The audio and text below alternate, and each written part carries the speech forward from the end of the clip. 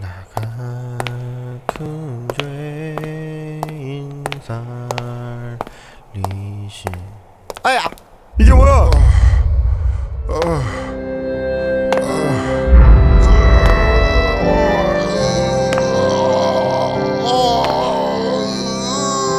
좁은 문으로 들어왔습니까? 좁은 문으로 들어온 사람은 좁은 길 걸어가야 합니다. 그러나 들어와 놓고는 겁이 나서 걸어가기를 싫어해요. 그리고는 넓은 길을 기웃기웃거리면서 그래서 적당히 교회만 드나드는 분들이 계세요.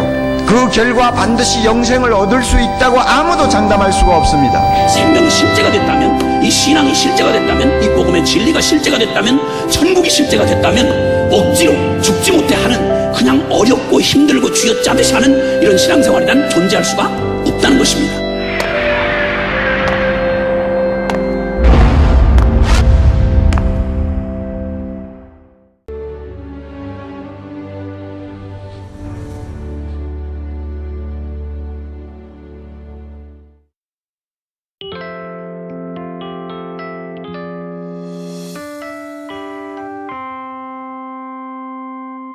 할렐루야.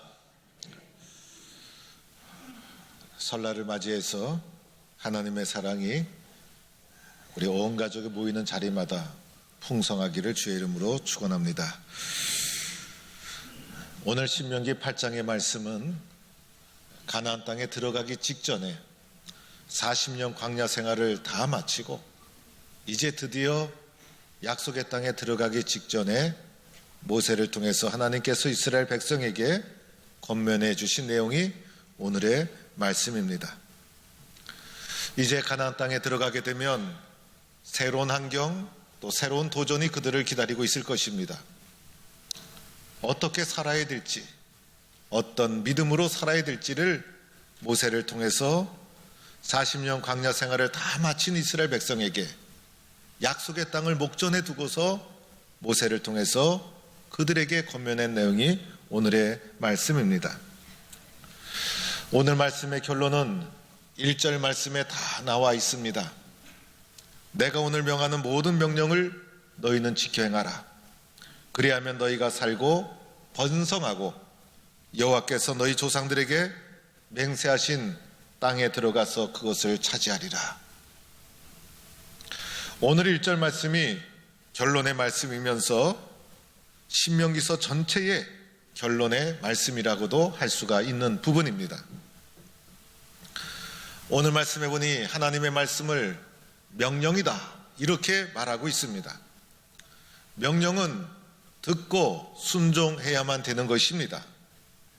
그래서 이 하나님의 말씀을 명령으로 잘 듣고 그 명령대로 잘 지켜라. 이렇게 모세가 약속의 땅에 들어가기 전에 이스라엘 백성에게 간절히 권면하고 있는 것입니다. 그러면 어떠한 일이 일어나게 되는가? 그렇게 하면 너희가 약속의 땅에 들어가서 살아나리라. 죽지 않고 살아나고 넘어지지 않고 일어서게 되리라. 그뿐만 아니라 더 나아가 번성하게 되리라. 그리고 또한 여호와께서 약속하신 그 땅을 차지하게 되리라. 이렇게 하나님께서 약속해 주시고 있는 것입니다. 무엇을 하든지 하나님의 말씀대로 순종하고 지키고 행하라. 그러면 그것이 축복받는 길이요, 번성하는 길이요, 약속하신 것을 차지하는 길이요.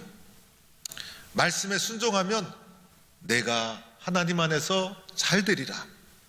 이것이 약속의 땅에 들어가기 직전에 모세를 통해 하나님께서 그들에게 권면한 말씀인 것입니다. 오늘 살아가는 우리들도 이 말씀대로 순종하고 살아가는 성도들이 될 수 있기를 축원합니다. 사랑하는 성도 여러분, 오늘 우리도 이 세상을 살아가는 것이 광야의 삶과도 같은 것입니다. 그런데 이 세상을 살아가면서 보니 이 세상은 기독교적인 세상이 아니라는 것이 문제가 있습니다. 우리의 신앙 양심에 맞지 않는 일들을 우리는 얼마나 많이 겪고 있습니까? 이 세상이 성경적인 기독교적인 세상이 아니기 때문에 믿음을 가지고 살다 보면 신앙의 양심과 세상의 법이 충돌할 때가 있더라는 것입니다. 세상의 법과 신앙의 양심이 부딪힐 때 우리는 과연 어느 법을 따라야 하는가? 믿음의 사람은 신앙의 법, 말씀의 가르침에 순종해야 되는 것이 믿음의 사람들의 당연한 법칙이어야 하는 것입니다. 그런데 그러함에도 불구하고 이것이 쉽지 않다는 것을 우리는 알고 있어요. 왜냐하면 말씀에 순종하고자 하니 세상에서 불이익을 당하고 손해를 입게 되지 않습니까? 그러다 보니 대부분 사람들은 마음으로는 그렇게 되어야 한다고 생각하지만은 세상에 가서는 세상의 법에 충실하고 믿음 생활은 교회에서만 하게 되는 이분법적인 믿음의 길을 걷게 되더라는 것입니다. 그런데 이것은 하나님이 원하시는 방법이 아닌 것이에요. 하나님은 세상을 사랑하셔서 세상을 구원하기 위해서 예수님을 보내주시고 세상을 구원하시기 위해서 교회를 세워주시고 나를 세워주셨는데 세상 앞에 무기력한 신앙인으로 전락하고 말더라는 것이에요. 하나님의 말씀에 순종하지 못하는 이유가 하나님의 말씀에 순종하면 불이익을 당하기 때문만이 아니더라는 것이에요. 보다 더 근본적인 이유는 내 자신의 마음속에 세상을 이길 수 있는 말씀에 대한 신뢰가 부족하기 때문인 것이죠. 말씀에 대해서 실제적인 체험과 확신이 있다면 두려울 것이 어디 있겠어요? 하나님의 말씀에 능력이 있다고 믿고 의지한다면 세상의 법과 부딪힐 때마다 하나님의 말씀을 의지하게 되는 것이 당연하지 않습니까? 그런데 머리로는 말씀에 동의를 하지만은 말씀의 능력을 신뢰하지 못합니다. 말씀을 이해하는 것과 말씀을 실제로 믿는 것과는 차이가 있다는 것이에요. 머리로만 이해하다 보니 결단하기가 쉽지 않은 거예요. 몸으로 삶으로 실제적으로 말씀의 능력을 신뢰하고 있다면 부닥칠 때마다 하나님이 살아계신데 하나님의 말씀을 선택하는 것이 당연한 것이 아니겠습니까? 그런데 몸으로 삶으로 말씀의 능력을 체험한 것이 부족하기 때문에 우리는 문제에 부닥칠 때마다 하나님의 말씀을 선택하기가 쉽지가 않더라는 것입니다. 하나님께서 이스라엘 민족을 광야 40년 동안 말씀 훈련시켜 나가는 것이었어요. 그들을 실제적으로 말씀의 능력을 믿도록 훈련시켜 나가는 것이 광야 40년이었다는 것입니다. 광야 40년 동안 말씀을 실제적으로 체험하고 하나님이 살아계시다는 것을 실제적으로 믿을 수 있도록 훈련시켜 나간 것이었어요. 그래서 오늘 2절 말씀에 이렇게 말씀해 주시고 있죠. 내 하나님 여호와께서 40년 동안 내게 광야길을 걷게 하신 것을 기억하라. 하나님의 말씀에 순종하기 위해서는 광야의 체험을 기억해야 된다는 거예요. 광야에서 훈련시킨 그 훈련의 내용을 잊지 말아야 된다는 것이에요. 광야를 통해서 하나님이 그들에게 실제적으로 훈련시킨 내용이 있었다는 것이에요. 해병대에 입대하게 되면 엄격하고 강한 훈련을 받게 됩니다. 해병대들이 외치는 구호 중에 하나가 해병은 태어나는 것이 아니라 만들어지는 것이다, 이렇게 외치게 됩니다. 그래서 강한 훈련으로 해병대로 만들어가고 있는 것이에요. 처음부터 해병대로 태어난 사람이 어디 있겠어요? 그러나 해병대 입소해서 강한 훈련을 통해서 해병대로 만들어가게 되는 것이에요. 하나님께서 애굽의 종되었던 이스라엘 백성을 이끌어내셔서 광야 40년 동안 신앙의 해병 훈련을 시키는 거예요. 그래서 강한 용사로 그들을 훈련시켜서 약속의 땅에 들어가도록 하고 있다는 것이에요. 이 훈련 과정을 통해서 하나님이 그들을 훈련시킨 내용이 두 가지가 있었어요. 첫째는 겸손 훈련이었어요. 오늘 말씀에도 보면 너를 낮추시고 이것을 기억하라. 너를 낮추시는 훈련을 끊임없이 광야에서 훈련시켜 나갔다는 것이에요. 겸손한 사람으로 만들어가는 낮추는 훈련을 하나님은 40년 동안 그들을 훈련시켜 나갔다는 것이에요. 여러분, 사람이 얼마나 이기적이고 자기중심적이고 교만한 존재인지 아십니까? 사람은 철저하게 이기적이고 철저하게 자기중심적이고 철저하게 교만한 존재가 바로 사람이라는 존재라는 것이에요. 애굽에서 노예 생활하던 이들을 하나님께서 이끌어내셔서 약속의 땅에 금방 들어가게 하셨더라면 어떻게 되었을까? 제가 보기에는 교만이 하늘을 찔렀을 거예요. 약속의 땅에 들어가서 이제 애굽의 종되었던 노예 생활에 한풀이를 하고 말았을 것이에요. 그리고 약속의 땅에서 풍요한 적각불이 흐르는 그곳에서 새롭게 부닥쳐오는 세상의 욕심에 여지없이 무너지고 말았을 거예요. 하나님은 우리 속에 있는 교만, 욕심, 욕망 이것을 다 아셨던 거예요. 그래서 광야 40년을 통해서 약속의 땅에 적합한 사람으로, 그것을 축복으로 누릴 수 있는 사람으로 40년 광야 훈련을 통해서 겸손의 사람으로 훈련시키고 다듬어 나갔다는 것입니다. 광야는 버려진 땅 아닙니까? 광야는 아무것도 없는 땅이었어요. 광야는 인간의 기술, 인간의 능력이 아무 소용이 없는 곳이에요. 세상에서는요, 내가 가진 기술만 있으면 내 능력으로 잘 살아갈 수 있어요. 내가 가진 지식으로 능력을 발휘하며 살아갈 수가 있어요.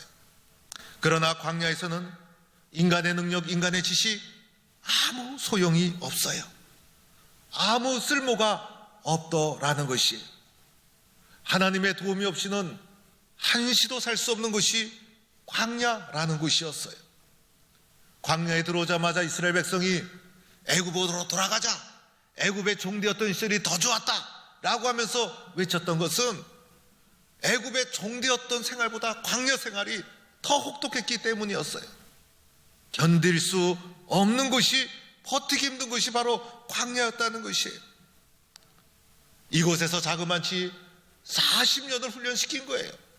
한 달도 아니고 1년도 아니고 자그마치 40년을 훈련시켜 나갔어요. 40년 동안 얼마나 많은 문제가 지나갔을까? 얼마나 수많은 시련이 지나갔을까? 그 사건과 시련 앞에서 수많은 감정이 그들 속에 지나가게 되었을 거예요. 때로는 절망했어요. 때로는 인내를 배웠어요. 때로는 사랑을 배웠어요. 때로는 탄식을 하게 되고 때로는 실망하게 되고, 이런 모든 과정 속에서 하나님은 그들을 철저하게 겸손한 사람으로 낮추셨다는 것이에요. 광야 40년을 통해서 이들이 깨달은 것이 있었어요. 하나님의 도움이 없이는 나는 아무것도 아니구나. 내 잘난 맛에 내가 인생을 살았는데 하나님의 은혜가 아니고서는 살 수가 없구나.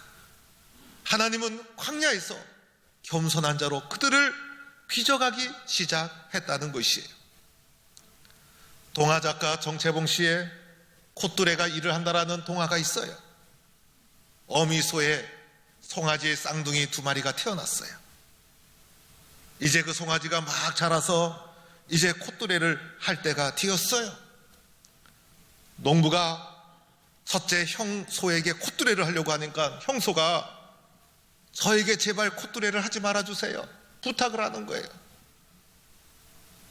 농부가 콧뚜레를 하지 않으면 너는 망아지처럼 될 것이다 그러자, 아닙니다, 콧뚜레 해주지 않으면 갑절로 일을 하겠습니다, 사정을 하는 거예요.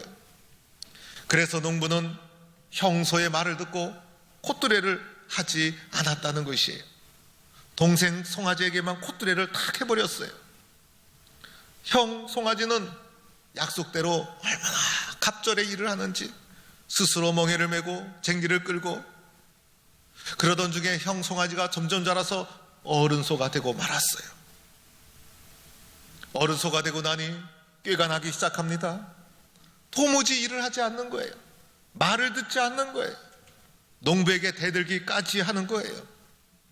어느 날 동생 소가 밖에서 일을 하고 돌아와 보니 형소가 없는 거예요. 그래서 주인에게 물어봤어요. 형소는 어디 갔습니까? 그러자 주인이 하는 얘기가 일을 안 하고 꾀만 부리고 자꾸 대들어서 도축장에 버렸다, 도축장에 보냈다 라고 말했다는 것이에요. 광야 40년 우리에게 겸손의 콧뚜레를 뚫는 것이었어요. 겸손하지 않으면 도축장에 끌려가는 소와도 같은 것이다. 겸손하지 않으면 교만은 멸망의 합차비가 되는 것이다. 나를 살리기 위해서, 나를 축복하기 위해서 겸손의 훈련을 시켜가는 것이었어요. 너희는 이것을 기억하라, 잊지 말아라. 광야 40년 마치고 약속의 땅에 들어가기 전에 모세가 그들에게 40년 동안 겸손의 훈련을 잊지 말라고 권면하고 있다는 것이. 두 번째 훈련은요, 말씀 순종 훈련이었어요. 사람은 떡으로만 사는 것이 아니라 하나님의 입에서 나오는 말씀으로 사는 것이다. 말씀 순종 훈련을 광야 40년 동안 시켰다는 거예요. 육신의 몸을 입고 살아가는 우리들, 육신의 양식이 얼마나 소중합니까? 우리 인생에서 가장 기본적이고 소중한 것이 양식의 문제, 물질의 문제. 그래서 정치인들이 입만 열었다면 경제를 살리겠습니다, 경제 이렇게 말하는 거예요. 양식이 없다면 폭동이 일어나고 전쟁이 일어나고 문제가 발생하고 민심이 흥행해지고, 그러나 경제, 양식의 문제가 해결되면 마음도 편안해지고, 그런 것이 육신을 입고 살아가는 우리들의 모습. 그런데 하나님께서는 육신의 양식이 없는 광야로 그들을 인도해 내셨다는 거예요. 농사를 지을 수도 없죠. 양을 먹일 수도 없죠. 육신의 양식을 구할 수가 없는 거예요. 육신의 양식을 해결할 수가 없는 거예요. 도무지 살아갈 수 없는 광야로 그들을 인도하셔서 자그마치 40년의 세월을 견디게 해주셨다는 거예요. 40년의 세월을 그들이 어떻게 이겨나갔습니까? 그들이 노력해서 양식을 얻었습니까? 그들의 힘으로 먹을 것을 구했습니까? 그렇지가 않아요. 하늘에서 하나님이 주시는 하늘 양식이 있었기 때문에 살아갈 수가 있었다는 것이에요. 양식이 없다고 원망할 때 하나님이 그들에게 하늘 양식으로 먹여주셨어요. 하늘 양식, 주님이 주시는 알지 못했던 그 양식이 있었기 때문에 40년의 광야를 이겨나올 수가 있었다는 것이에요. 이 과정을 통해서 그들이 철저하게 깨닫는 것은 사람은 물질로만 사는 것이 아니구나, 하나님의 말씀으로 사는 것이 사람이구나라는 것을 철저하게 깨닫게 되었다는 것입니다. 이 과정을 통해서 말씀에 순종하는 사람으로, 말씀의 사람으로 뼛속까지 그들을 바꿔나가신 것이 하나님의 광야 훈련이었다는 것이에요. 사랑하는 성도 여러분, 우리도 개인적으로 인생을 살면서 삶에서 주어지는 사건과 교훈들이 있지 않았습니까? 때로는 사건을 겪으면서 그 사건이 나에게 주는 교훈이 있었어요. 젊은 시절에 대학에 떨어지고 나서 얼마나 비참했어요. 세상이 나를 버린 것 같아요. 앞길이 막막하고 아무것도 할 수 없는 것 같아요. 그때 눈물을 흘리면서 어떻게 공부를 해야 되는지, 어떻게 준비를 해야 되는지, 이런 비참한 삶을 겪지 않으려면 어떻게 해야 되는지 여러분이 나름대로 얻었던 교훈들이 있지 않았습니까? 몸이 아파서 병원에 입원하고 나면 건강이 얼마나 소중한지, 내 힘과 내 능력으로 아무것도 할 수 없구나, 몸이 약해지면 나는 무능한 사람이구나 철저하게 깨달은 적이 있지 않았습니까? 어떤 분은 어머니의 장례식을 마치고 제 방에 들어와서 눈물을 흘리면서 이렇게 고백한 적이 있었어요. 목사님, 신앙생활 제대로 못해서 죄송합니다. 어머니가 그렇게 기도해 주셨는데 앞으로 신앙생활 잘하겠습니다 라며 눈물을 흘린 적이 있었어요. 우리는 작고 큰 인생에서 꼭 기억해야 될 교훈을 가슴에 가지고 있어요. 이 교훈, 이 의미를 잊어버리게 되면 나는 쓸모없는 인간이 되고 마는 것이에요. 우리의 인생은 의미가 없어지고 마는 것이에요. 그 의미와 가르침이 오늘의 나를 만들어가고 있다는 것이에요. 마찬가지로 광야의 훈련을 망각해서는 안 된다는 것이에요. 광야의 훈련, 자그만치 약속의 땅에 들어가기 전에 40년 동안 왜 광야에서 그들을 훈련시켜 나갔는가? 그 의미를 기억해야 된다는 것입니다. 그들에게는 생각지도 않은 시련과 유혹이 밀려올 거예요. 약속의 땅에 들어간다고 모든 것이 해결된 것이 아니에요. 우리의 인생에는 언제나 문제가 끊임없이 있지 않았습니까, 여러분? 좋은 대학에 대학 입학했다고 문제가 다 해결됐습니까? 그렇지가 않아요. 대학에 들어가면 또 다른 문제가 밀려와요. 대학을 졸업하고 좋은 직장에 취직하면 문제가 사라집니까? 그렇지가 않아요. 또 다른 갈등과 문제가 밀려오게 되어 있어요. 사랑하는 사람과 결혼하고 나면 행복해지겠지? 그렇지가 않더라고요. 또 나름대로 새로운 문제가 인생에 부닥쳐 오게 되는 거예요. 아들, 딸 장가 보내고 나면 인생이 편해질 줄 알았더니 이제는 또 손주를 봐야 돼요. 새로운 문제가 끊임없이 밀려오는 것이 우리의 삶의 문제라는 것입니다. 이런 문제를 어떻게 대면해야 되는가? 오늘 이스라엘 민족이 광야 생활을 마치고 약속의 땅에 들어가는 그 순간 그것이 끝이 아니라, 그것이 완성이 아니라 예상치 못한 새로운 문제들이 그들 앞에 물밀듯이 밀려오게 될 것이에요. 불순종하고 싶은 마음이 속에서 올라올 거예요. 교만한 마음이 올라오게 될 거예요. 광야에서 맛보지 못한 풍요로운 것을 경험하면서 물질주의와 향락주의에 빠지게 될 것이에요. 우상을 숭배하게 될 것이에요. 교만하게 될 것이에요. 타락하게 될 것이에요. 그런 사람이 되기 위해서, 그런 사람 만들기 위해서 하나님이 그들을 애굽 땅에서 이끌어내신 것이 아니더라는 거예요. 그러한 유혹을 이겨나갈 수 있어야 약속의 땅이 축복의 땅이 되어지는 것이에요. 그래서 40년 동안 철저하게 훈련시켜 나간 것이에요. 광야 40년 동안 약속의 땅에 들어갈 수 있는 적합한 사람으로, 유혹과 시련을 이겨나갈 수 있는 하나님의 사람으로, 강한 용사로 하나님은 그들을 훈련시켜 나갔던 것이에요. 그 훈련을 기억해야 된다는 것이에요. 그 훈련을 잊어먹는 순간 우리는 타락하고 말 것입니다. 사랑하는 성도 여러분, 어쩌면 우리는 지금도 광야길을 걸어가는 주님의 백성일 수도 있고 약속의 땅에 다다른 하나님의 사람일 수도 있습니다. 우리가 잊지 말아야 될 것은 우리가 인생을 살아오면서 하나님이 우리의 삶 속에 개입해 주셔서 훈련시켜 주셨던 광야와 같은 그런 경험과 과정을 잊어서는 안 된다는 것입니다. 때로는 하나님이 나에게 광야와 같은 고난을 주셨어요. 배고픔을 주시고 절망을 주시고 시련을 주신 적이 있었어요. 왜 그랬을까요? 왜 그랬을까요? 나를 겸손하게 만들어서 하나님만 의지하는 사람으로 만들고자 하는 하나님의 계획이 그 속에 담겨 있다는 것이에요. 하나님의 말씀에 순종하는 말씀 순종의 훈련이었다는 거예요. 사람이 떡으로 사는 것이 아니라 하나님의 말씀으로 산다는 것을 기억하도록 하나님이 나를 훈련시킨 거예요.